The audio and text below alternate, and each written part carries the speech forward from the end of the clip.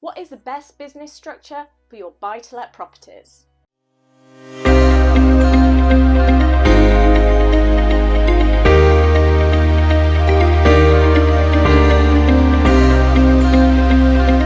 Hi, I'm Kimberly Shapcott, qualified chartered accountant, property investor and entrepreneur. Let's sit down and have a chat. Well, this question never gets old. How should I structure my buy-to-let business? And as always, there is no right or wrong answer here. It will very much depend on what is happening for you, what is happening with your family, and what your plans and goals are for the future.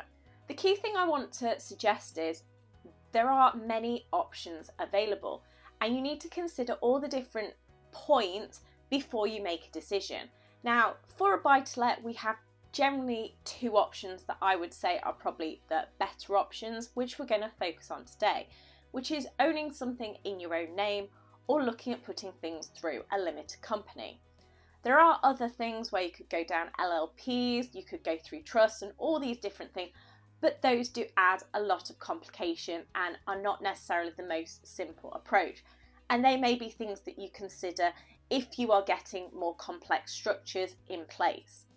If you're wanting to keep things simple or at the beginning of your journey, then you probably don't need any of those complications because you've not got anything more complicated than potentially a few buy-to-let properties that you're looking at purchasing. So why would you look at your own name? Why would you look at a limited company? And what things do we need to be considering? Now, we may consider doing it in our own name, which is a bit taboo, to be honest, in this day and age. And it really depends on what your income is, what you're looking at doing in the future, and how you're looking at structuring things.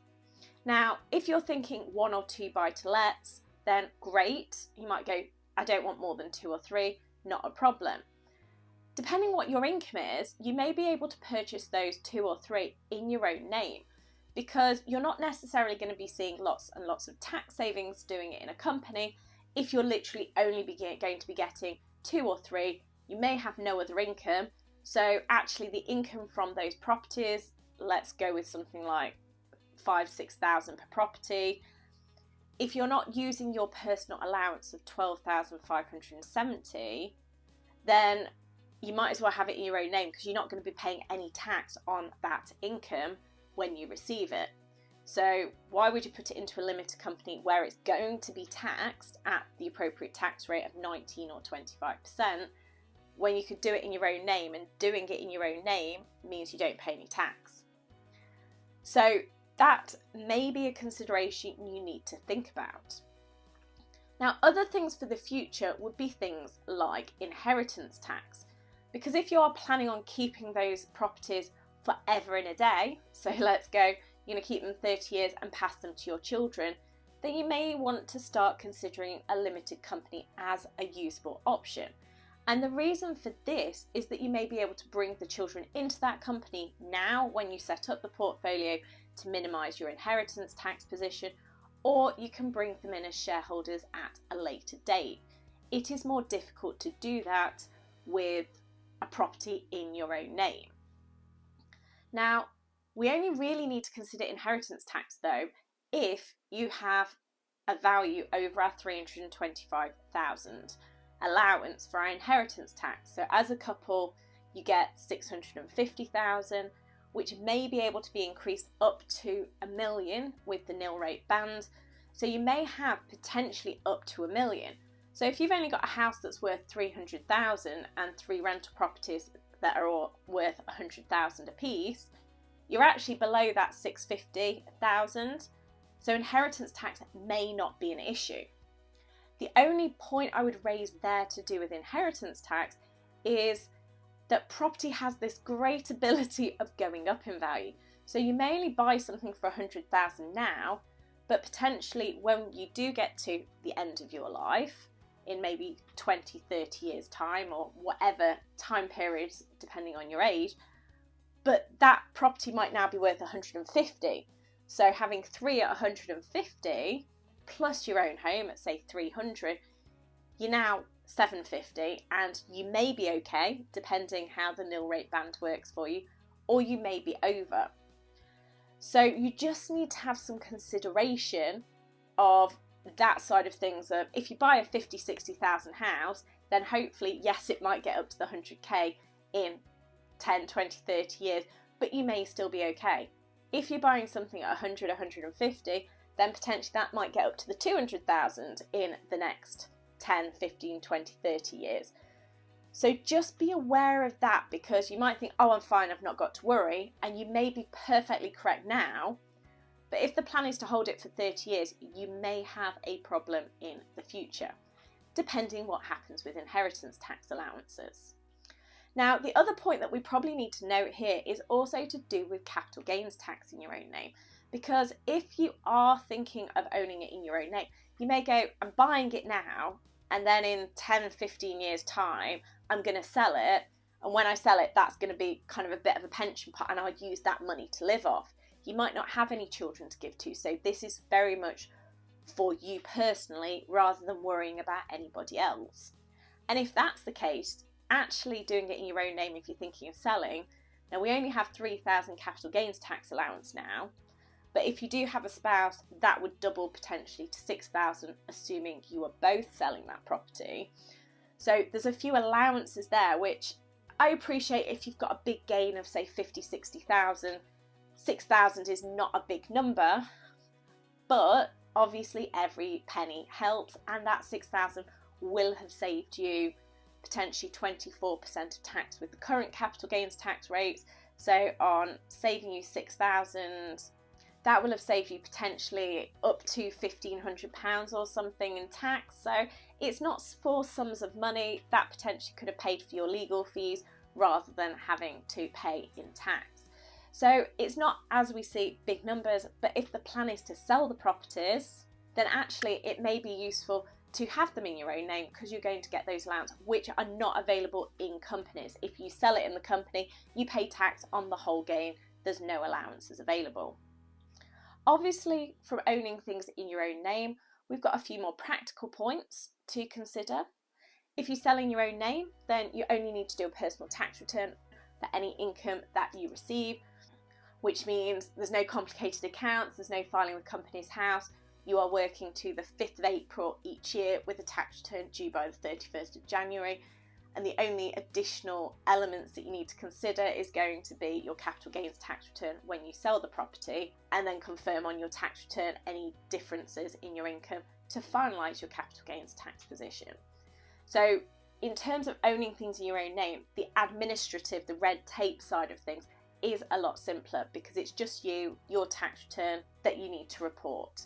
Obviously, we do have Making Tax Digital coming into the foreground, and that is coming to implementation in 2026 for portfolios with larger values of income. That will come down to those with over 10,000 income eventually. Check out the video on Making Tax Digital updates to see what is happening in that area. But we're expecting something to come for those that have income over 10,000 in the future. So there will be a little more red tape, but hopefully if you're using some sort of digital software to manage your property portfolio, which has the functionality to do submissions, it shouldn't hopefully be too arduous a task.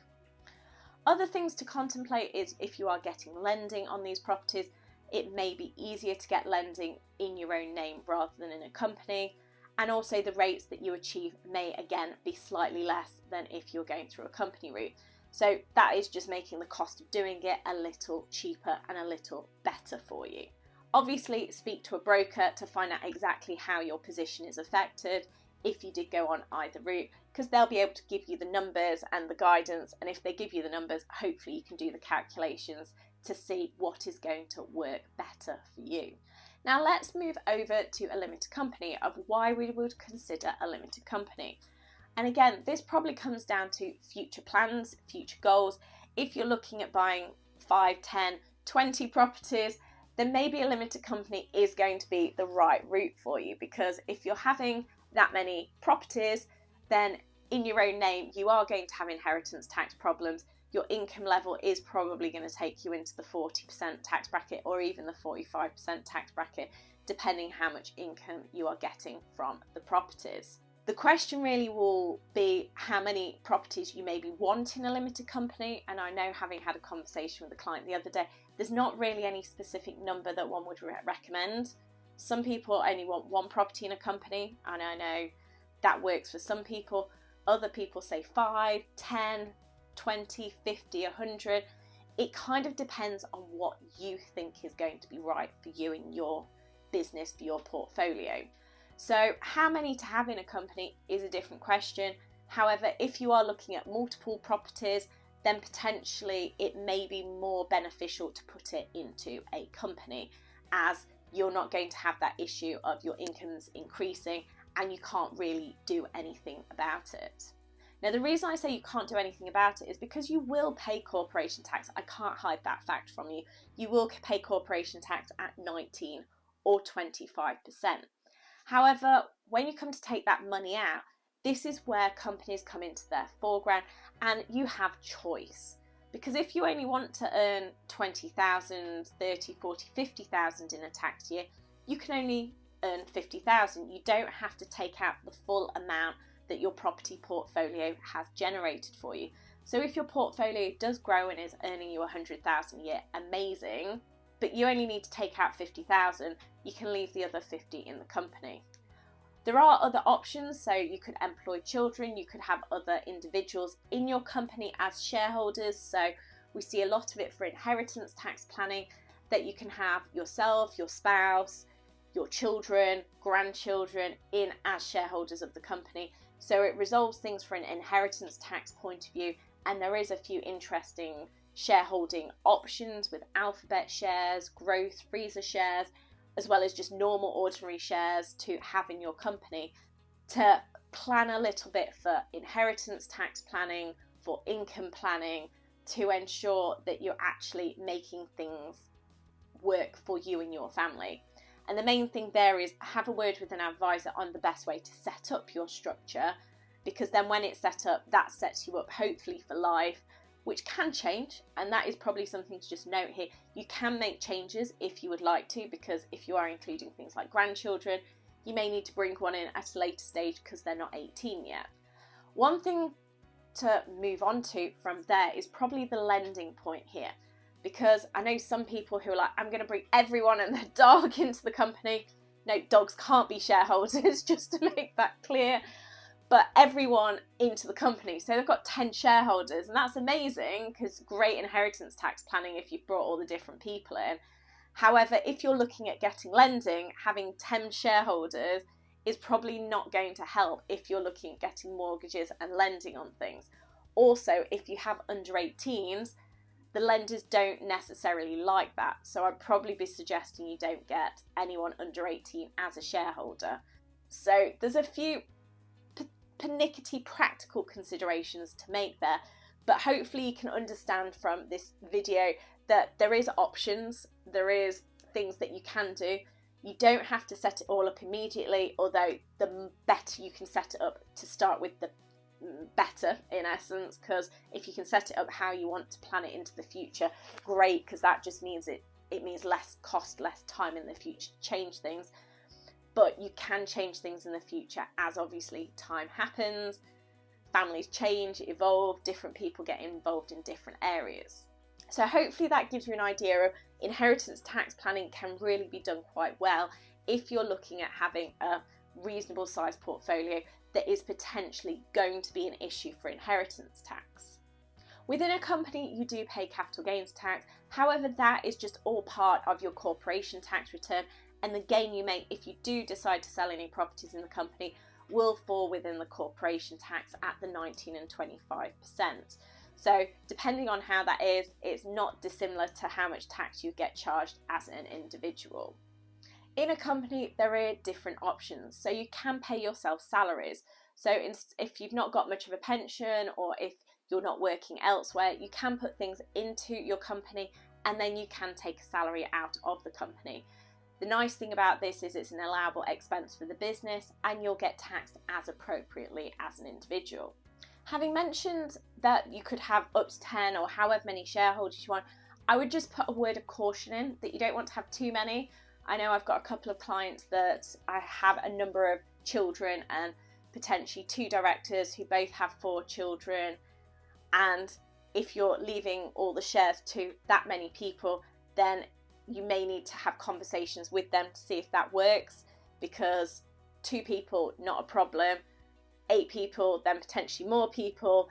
As things go down generations, it may not work, and everything you've built may fall to pieces. So I'd just say make sure you're having the right conversations with your family, which is probably a more practical consideration rather than a tax one. But obviously you don't want to find that you've built something up in one generation to find it all completely falls on its face the next generation, which potentially was not your intention. You wanted to leave a legacy rather than something that just gets picked to pieces at a later date. So they are just considerations for future planning, especially if you have a limited company, because that will continue after you are gone, which is why from an inheritance tax position there is differences in how it fits together. As we've said, the tax rates for a company are 19% and 25%, and that is where they stick at the 25% after you get over 250,000 income. Obviously, as an individual, you're going to be paying 20%, which is lower, but then you'll go up to the 40%, the 45%. So as you can see, as the portfolio grows, being in a company potentially will mean you pay less tax on the income. You will have to pay tax when you take that money out of the company, but as we've noted, you can actually structure it so you're only paying minimum tax for the income that you actually want or need. And if you do need more, that's not a problem, but you just acknowledge that there is more tax to pay. But in the year you don't need more, then you don't pay that extra tax. So it does give you that flexibility, which obviously as an individual you are not going to get. It also means you can bring in others, so if you do want to get children involved, you have that option, whereas as buying in your own name, it becomes a little more tricky to do things like that, especially if you only want them to have a minority ownership. It gets a little more complicated. As you can see, there's a range of different things that you may or may not need to consider when you're looking at whether to go down something in your own name or whether you're looking at doing something through a company. I definitely recommend you speak to your advisor to just have that conversation to make sure that, having contemplated what you need to consider, have a quick, hopefully 5-10 minute conversation to just check the rationale and make sure it is going to work for you and your family. Every situation is different, every family is different, so it's just making sure you find the right route for you and yours. Hopefully today you've discovered what you need to consider when thinking about what business structure you should be using for your buy-to-let properties. If you have any questions, then please do leave a comment. Please like the video and do subscribe to the channel, and let's make tax less taxing.